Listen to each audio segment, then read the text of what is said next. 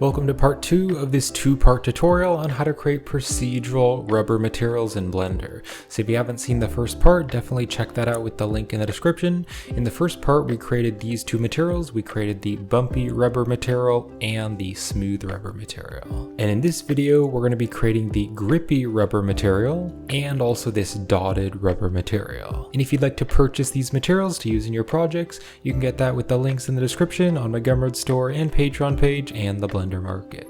And if you'd like to purchase all of my procedural materials, you can check out my Ultimate Blender Procedural Material Pack, which comes with all of my materials pre-set up for Blender's asset browser with custom thumbnails, sorted catalogs, and customizable node groups. So once you've set up my Ultimate Material Pack as an asset library into Blender, you can just drag and drop the procedural materials into your 3D project. And you can also purchase any of my materials individually on my Gumroad store. And you can also check out my procedural material tutorial playlist here on YouTube to learn how to create any of my materials. Now, as far as the 3D setup goes for this 3D scene, if you want to set up the same way that I have, then check out part 1. If you haven't watched part 1 yet, then check that out and I go over kind of the lighting setup and how I've set up the 3D scene. So let's now make the grippy rubber material. So I'm just going to select this object and I'll duplicate it and I'll just move it right down here. And then if I just select these other objects, I'll hit the H key to hide them just so they're out of the way so the viewport is a bit faster when we're rendering. And then if I select this object here, let's click on the X to get rid of that material. We'll add a new material and this one we'll rename to grippy rubber. So let's start by creating the main texture, which is going to go into the base color. So I'll go to the add menu, we're going to search for a noise texture. We'll drop this here, and with the noise texture selected, I'll hit Ctrl T to add the texture coordinate and mapping, and I'll use the object coordinates. And I'll just place the texture coordinate mapping down here and put the noise texture up here. So now I want to Control Shift select the noise texture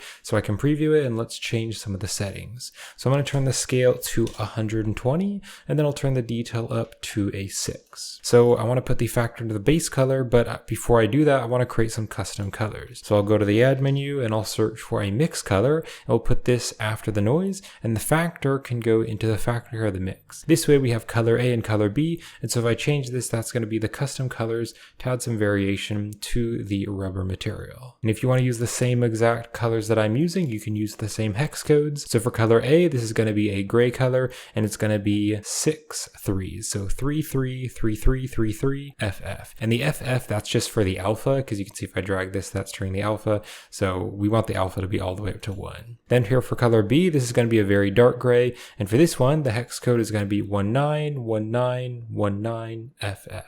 So now I can take this mix result and I can put that into the base color, and let's Control Shift select the principled shader to preview it. And then just for now, I'll turn the roughness up a bit so it's a bit more rough, but we're going to be adding a value into the roughness later. So now let's create the main texture for the grippy part of the rubber. So I'll go to the add menu and I'm going to search for a Voronoi texture. And let's use the same object coordinate. So I'll put the mapping vector into the vector of the Voronoi, and I'll Control Shift select the Voronoi to preview it. And then let's change the settings. So on the F1 here, I'm going to change this to distance to edge. And now if I turn up the scale, you can see we have this cool crack texture. So I'm going to turn the scale to 800 so it's really detailed. And then I'll leave the other settings how they are.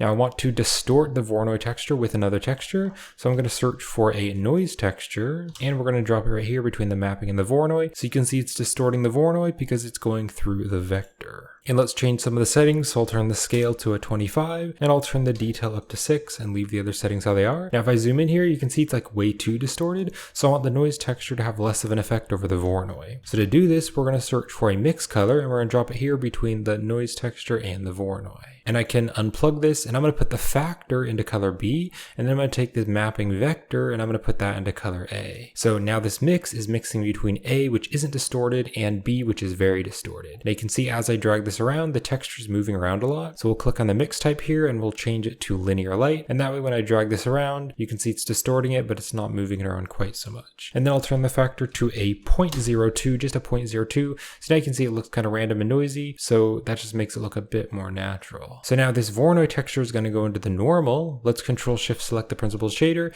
And I first want to add a color ramp to change the colors and make it more contrasted. So I'm going to search for a color ramp. We'll put this here and let's let's just Control Shift select the color ramp to preview it, and the Voronoi distance can go into the factor of the color ramp. So I'm going to drag the white tab way over here and then leave the black tab here. So now you can see it's mostly white, and so basically by dragging this white over, it's making those little black lines a lot more thin. So now I can put the color into the normal, and I'll Control Shift select the principled shader to preview it, but you can see there's some weird shading issues. It's really dark over here. That's because we need to convert the color data into normal data. So we're going to search for a bump node. We're going to drop this here, and the color can go into the height value. And now it's converted to bump data, and I'm going to turn the strength to a really small number of a 0.25, just a 0.25. So if I zoom in here, you can see it just looks a little bit bumpy. So let's click and drag to box select these nodes, and I'm going to drag them down and box select these nodes and drag them up because I want to add a roughness value. So what we're going to do is drag this noise texture up here, and we're actually going to put the noise texture into the roughness.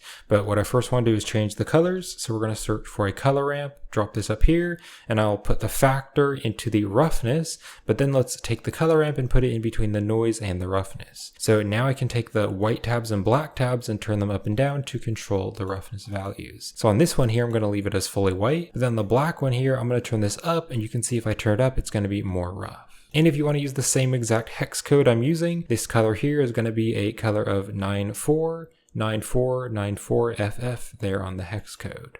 And then also I want to be able to control the roughness values later in the custom node group. So if we just search for a hue saturation value, we can put this in between the color ramp and the principled shader.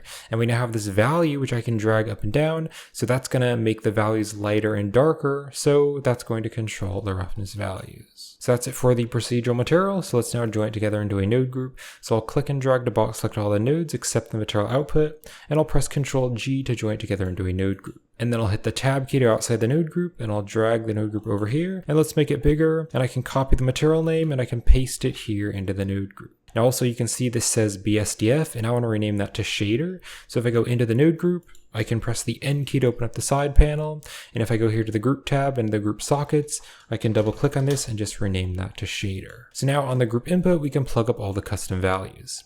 So the mapping is plugged up to all the textures, so this scale will change the size of the entire material.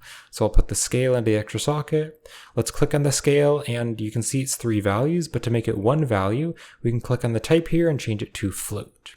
Now I can turn the default value to 1, but the texture is still gone. That's because I need to go tab out of the node group, and then I need to turn the scale back to 1. So now that's controlling the size of the entire material. So we'll hit tab to go back into the node group. Now I also want to control the colors, so I'll drag the group input right up here, and we can take color A and color B and put them into the extra sockets, and then I'll just rename these to color 1 and 2. Then I want to control the roughness, so if I take the hue saturation value, take the value here and put that into the extra socket, I can rename this to roughness. Then I want to control the texture scale, so we'll drag the group input right down here. Now let's take the Voronoi and we'll put the scale into the extra socket, and I can rename this to texture scale. Then I want to control the texture distortion, which is controlled by this linear light, because if I turn this up and down, it's distorting the texture. So we'll put this into the extra socket, and I'll rename that to texture distortion. Let's also add the detail of the Voronoi, so put the detail into the extra socket. I'll drag this down here, and let's rename it to texture detail. Then I want to control the noise scale and the noise detail, so I'll drag the group input right up here, and we have this scale and this detail, so we'll put both of these into the extra sockets,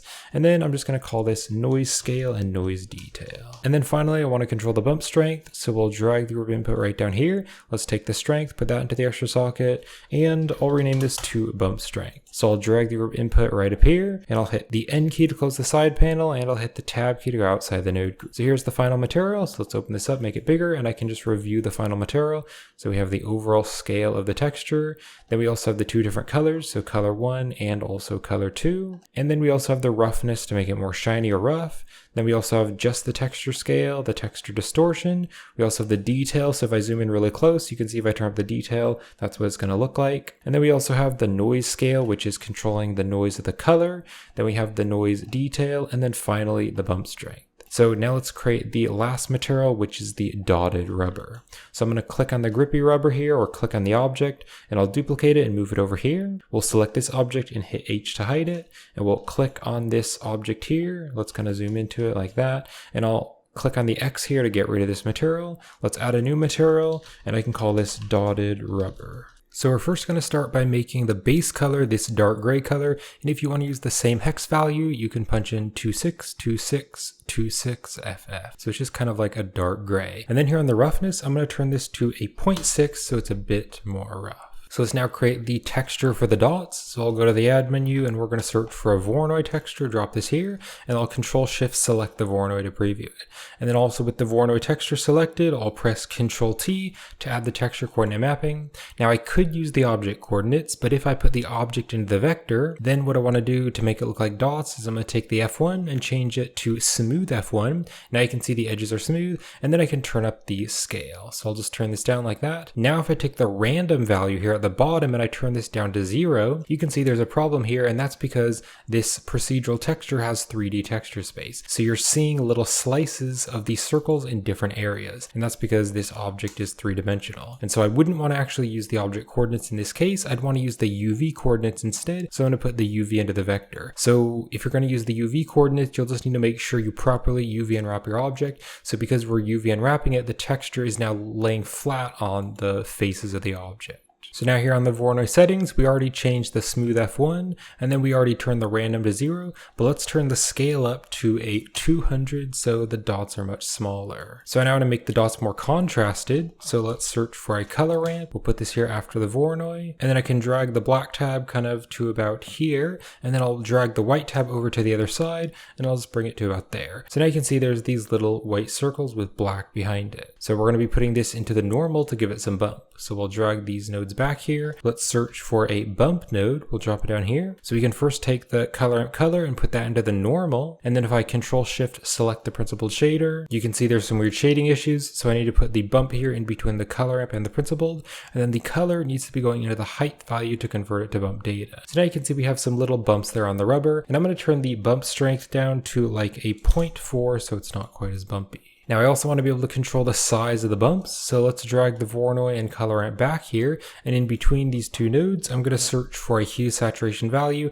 and we'll put this right here, so it's after the Voronoi. So the value here, we can drag this up and down, and that is going to make it lighter and darker, so that is going to change the size of each individual little dot there. So then I also want to add a noise texture, which is also going to be going into the bump just to make the surface more bumpy. So let's just search for a noise texture, drop this up here, and I can use the same vector, put that into the vector of the noise, and then I'll Control Shift select the noise to preview it, and let's change some of the settings. So I'll turn the scale to 40, and I'll turn the detail to 10, and I'll turn the roughness to a 0.6. So I now want to go over here to the principled shader and drag this back, and I'm going to take the bump node and I'll duplicate it and drop it here, and we can put the noise texture factor into the height value of this bump, and then let's Control Shift select the principled shader to preview it. So now you can see we're mixing it together because we have two bump nodes. Now that is way too bumpy, so I want to make this much less strong. So I'm going to turn the bump strength just to a 0.06. 0.06.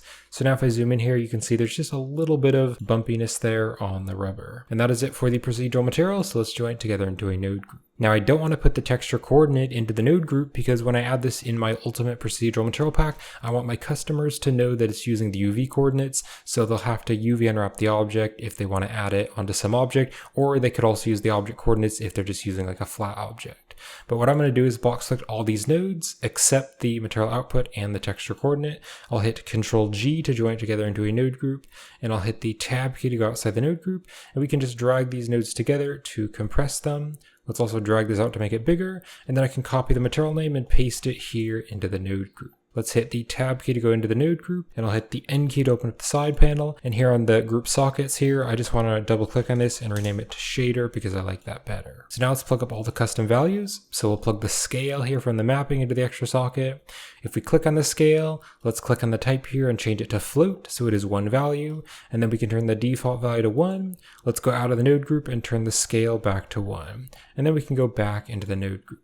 Now let's also control the base color and the roughness. So I'm going to drag the group input over here, and we'll put the base color and the roughness into the extra sockets. Now I also want to control the size of the dots. So we'll drag this back here, and we can take this value from the hue saturation value, and we'll put that into the extra socket. And this one I'm going to rename to dots size. Then let's control the dot scale. So we'll put the Vorno texture scale into the extra socket, and we'll rename this to dot scale. And actually what I'm going to do is click and drag and drop the dot's size after this one. So this one is below it. And then this one I'll rename to dot's individual size because that makes more sense. Then I want to control the noise settings, so we'll put the scale and the detail into the extra socket, and I'll call this noise scale and noise detail. And then I want to control the bump strengths, so we'll drag the group input right down here, and if we zoom in here, this first one is the dots bump strength, so we'll put this one into the extra socket. Let's rename this one here to dots bump strength, and then the last one here, we'll put the strength into the extra socket. This one, as you can see, is the noise, so I'll put this into the extra socket, and this one I'll rename to noise bump strength. I'll hit the N key to close the side panel. Let's drag the group input right back here, and I can hit tab to go outside the node group. Let's just zoom out here and review the final material. So we have the scale to change the size of the entire material. You can also use the object coordinates if you want to. And let me just show you real quick. If I just add a plane, maybe scale the plane down and apply the scale. If I now add this same material to a flat object here like a plane, you can see using the object coordinates, it actually looks just fine. So if you're adding this to a flat object, you can use the object coordinates, but for an object like this, which is round, I'm going to be using the UV coordinates instead. So we have the scale, then we also have the base color, so I'm just keeping it gray, that makes sense for rubber. Then we have the roughness, we have the dot scale, that's all the dots at once, and then we have the dots individual size. Then we have the noise scale, we also have the noise detail, and then we have the dots bump strength and the noise bump strength. So I'm just going to press Alt-H to bring back all the objects here, just zoom in here to all the objects, and there we go. So there is the 4 procedural rubber materials. So will be it for this video. So I hope you enjoyed this, I hope you found it helpful, and thank you for watching. And you can also purchase these procedural materials on my Gumroad store and Patreon page and the Blender Market. Links are in the description. And you can also purchase all my materials with my Ultimate Blender Procedural Material Pack. And to learn how to create more materials, you can check out my Blender Procedural Material Tutorial playlist here on YouTube. So I hope you found this helpful, and thank you for watching.